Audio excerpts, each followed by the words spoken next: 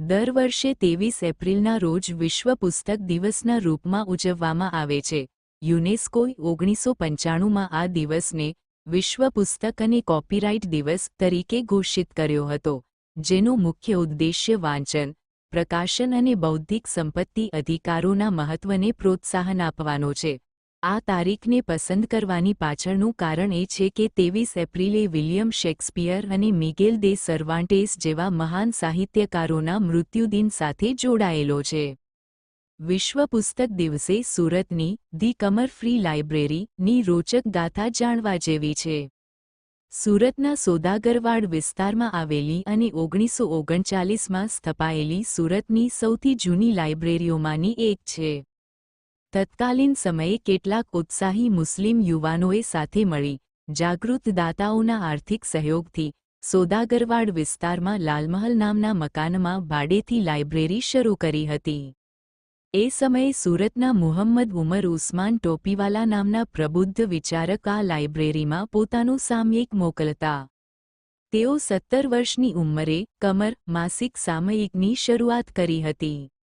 11 વર્ષ તેમણે સામયિક ચલાવ્યું. આ સામયિકના કારણે તેઓ કમરવાલાના ઉપનામથી પ્રખ્યાત થયા હતા. તેઓ જે વાંચકો, સંસ્થાઓને મેગેઝિન મોકલતા તેઓ સામેથી અનેકવિધ પુસ્તકો પણ ટોપીવાલાને ભેટ સ્વરૂપે મોકલતા હતા. આ રીતે મુહમ્મદ ઉસ્માન ટોપીવાલા પાસે અમૂલ્ય પુસ્તકોનો ખજાનો એકત્રિત થયો. ટોપીવાલાએ આ તમામ પુસ્તકોનો આમ જનતાને પણ લાભ મળે એ માટે આ લાઇબ્રેરીને ભેટ આપી દીધા. 1941માં માત્ર 31 વર્ષની ઉંમરે તેઓ અવસાન પામ્યા, જેથી તત્કાલીન કમિટી દ્વારા મરહૂમ ટોપીવાલા અને લોકોમાં પ્રખ્યાત કમરવાલાની સ્મૃતિમાં તેમના નામ પરથી કમર ફ્રી લાઇબ્રેરી એવું નામકરણ કરવામાં આવ્યું. આ લાઇબ્રેરીની ઉડીને આંખે વળગે તેવી વિશેષતા એ છે કે તે સંપૂર્ણ વાતાનુકૂલિત અને વાઇફાઈની સુવિધાથી સજ્જ છે. અહીં 11,000 પુસ્તકો ઉપલબ્ધ છે, જેમાં ઉર્દૂ ભાષામાં 6,500, ગુજરાતીમાં 2,000, અંગ્રેજીમાં 2,000 અને હિન્દીમાં 500 જેટલા પુસ્તકોનો અમૂલ્ય ખજાનો છે. એટલું જ નહીં, આશરે 150મી વધુ વર્ષ જૂના ઉર્દૂ ભાષામાં મીરાતે સિકંદરી, દરબારે અકબરી અને ફારસી ભાષામાં હકીકતે સુરત જેવા અલભ્ય પુસ્તકોનો ખજાનો સંગ્રહિત છે. 100 જેટલા અખબારો અને સામયિકો અહીં દરરોજ આવે છે. મુઘલ યુગના અન્ય ઉર્દૂ અને ફારસી ગ્રંથો, 15 જેટલી વિવિધ મહત્વપૂર્ણ ડિક્શનરીઓ, સ્પર્ધાત્મક પરીક્ષાના પ્રકાશનો, રાજકીય, સામાજિક, ધાર્મિક, કલા સાહિત્ય, જીવનચરિત્રો ગ્રંથોથી લઈને ડિજિટલ સામયિકો પણ વાંચવા મળે છે. ખૂબ જૂની હોવા છતાં આ લાઇબ્રેરીએ ડિજિટલ ટેકનોલોજીને આત્મસાત કરી છે. લાઇબ્રેરી ડિજિટલ રીડિંગનો પણ અનુભવ કરાવે છે, જેમાં ટચસ્ક્રીન ટેબ્લેટ્સ અને ઈ-રીડર્સ દ્વારા વાચકો ડિજિટલ પુસ્તકોનો આનંદ લઈ શકે છે. સમાજના તમામ વર્ગના નાગરિકો, સાહિત્યરસિકો, વિદ્યાર્થીઓ જ્ઞાનક્ષુધા સંતોષથી આ લાઇબ્રેરી પ્રાચીન સ્થાપત્ય શૈલી ધરાવે છે. અહીં ફ્રી વાઇફાઈની સુવિધા, ઓનલાઇન કેટલોગ અને ઈ-પુસ્તકોનો વિશાળ સંગ્રહ વાચકોને જ્ઞાનની નવી દુનિયાની સફર કરાવે છે.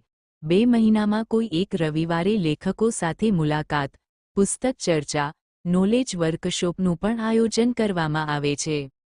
ગત ફેબ્રુઆરી 2024માં 35 લાખના ખર્ચે લાઇબ્રેરીને રિનોવેટ કરાઈ હતી, જેમાં સુરતના પ્રખ્યાત ઉદ્યોગપતિ કે પી ગ્રુપના સીએમડી ડોક્ટર ફારૂકભાઈ પટેલે 14 લાખનું યોગદાન આપ્યું હતું.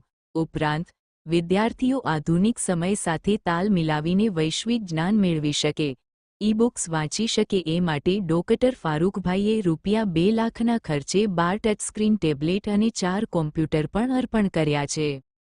છેલ્લા 86 વર્ષથી જ્ઞાનપીપાસુઓની જ્ઞાનક્ષુધા સંતોષથી આ લાઇબ્રેરીની સુપરવિઝન કમિટીના મેમ્બર અને 40 વર્ષથી મુખ્ય સુપરવાઇઝર તરીકે સેવા આપતા ડોક્ટર મુહમ્મદ ઉમર હકીમ જણાવે છે કે પુસ્તકાલય માત્ર પુસ્તકોનું સંગ્રહસ્થાન નથી, પરંતુ તે એક જીવંત જ્ઞાન કેન્દ્ર છે જ્યાં ભૂતકાળ ભવિષ્ય સાથે જોડાય છે. આ લાઇબ્રેરીમાં દૈનિક 150 વિદ્યાર્થીઓ અભ્યાસ કે વાંચન માટે આવે છે. સવારે 8મી રાત્રે 8 વાગ્યા સુધી લાઇબ્રેરીમાં આવીને શુલ્ક વાંચન કરી શકાય છે. જ્યારે ઘરે પુસ્તકો લઈ જવા માટે વાર્ષિક 100 ફી ભરીને સભ્યપદ મેળવી શકાય છે. મારું નામ અબ્દુલ વાહિદ દરિયાઈ છે. હું એક ચાર્ટર્ડ એકાઉન્ટન્ટ છું. છેલ્લા 1 વર્ષથી હું અહીંયા એઝ અ પ્રેસિડેન્ટ સર્વિસ આપી રહ્યો છું. આ લાઇબ્રેરી જે છે તે 1939માં બની હતી.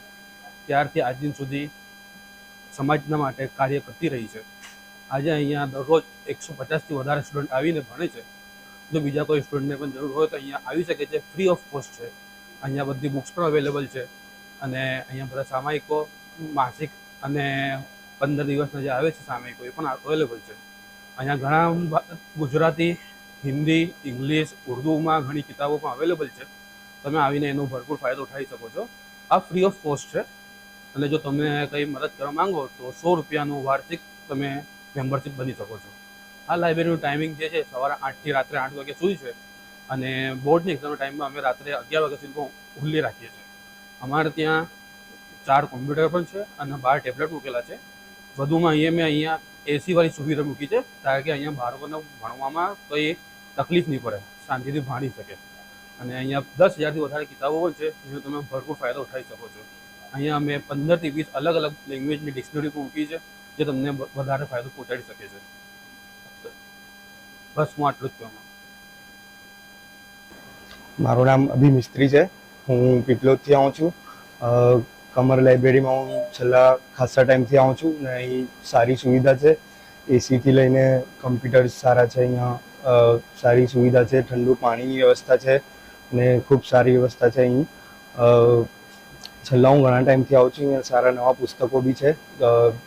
બધી જ જાતનાથી સાયન્સથી માંડીને, ફિઝિક્સથી માંડીને, કેમેસ્ટ્રીથી માંડીને બધા જ સારા પુસ્તકો અહીં અવેલેબલ હોય છે. ખૂબ સારી લાઇબ્રેરી છે. હું ઘણા ટાઈમથી આવું છું. હું પીપલોદથી આવું છું.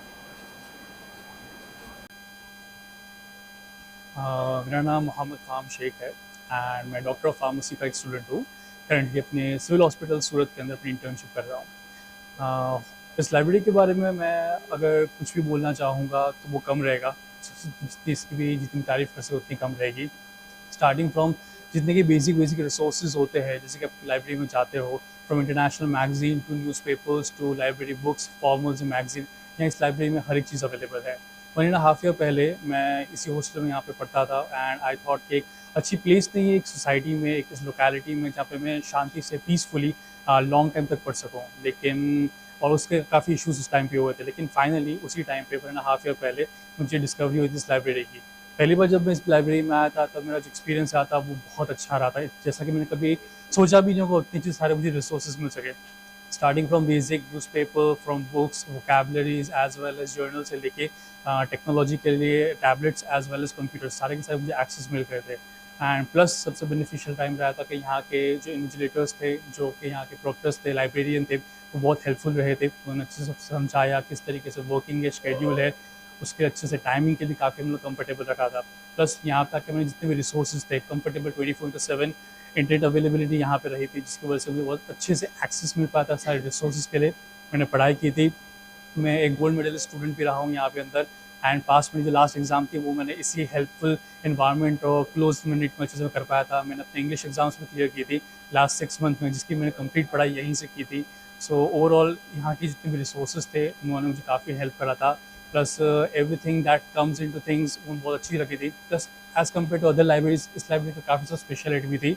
अगर मैं एक एग्जांपल आपको देना चाहूँ तो मैं ये कह सकता हूँ कि last time in the month of boards examination जब 11th एंड 12th के बोर्ड्स एग्जाम हो रहे थे तो नॉर्मल लाइब्रेरी के टाइमिंग रहते थे 8 to 8. That is a very good timing of available जहाँ पर सब स्टूडेंट्स पढ़ सकते थे. But specially for the time of examination of board exams उसको लेट कर सक दिया था till 10 o'clock till 11 o'clock for exceptionally for students only. तो वो आके पढ़ सके, अच्छे से कर सके एंड वे कंफर्टेबल इन्वायरमेंट कर सके. मे भी जो रिसोर्सेज घर पे अवेलेबल ना हो सबके, लेकिन उसी सभी के लिए यहाँ पे एक्सेस कर पाया. And that is something great that library उनके ट्रस्ट के उन सब इनिशिएटिव्स लिए थे. सो मैं उन सभी के लिए ग्रेटफुल हूँ. हर बच्चे जो यहाँ पे आता है वो उन चीज़ों के लिए ग्रेटफुल है. And we wish to continue studying here and achieve great success करते हैं. Thank you very much. વિશ્વ પુસ્તક દિવસે યાદ કરાવે છે કે સાચું જ્ઞાન કોમ્પ્યુટરની વિન્ડોમાં, મોબાઈલની સ્ક્રીનમાં, સોશિયલ મીડિયાની આંધીમાં નથી, પણ વર્ષોથી માનવીના મિત્ર સમાન પુસ્તકોના પાનાઓમાં છે. દરરોજ થોડીવાર પુસ્તકના વાંચનથી જીવનમાં શાંતિ, સમજદારી અને આત્મવિશ્વાસ પ્રાપ્ત થશે. કમર ફ્રી લાઇબ્રેરી જેવા અનેક પુસ્તકાલયો જ્ઞાનમંદિરો બનીને સમાજ ઘડતર સાથે સામાજિક સમરસતા અને જ્ઞાનની સુવાસ ફેલાવવાનું કામ કરી રહ્યા છે. કેમેરામેન સાબિર અલી સૈયદ સાથે કાદિર શેખ, કર્તવ્ય ગુજરાત ન્યૂઝ, સુરત.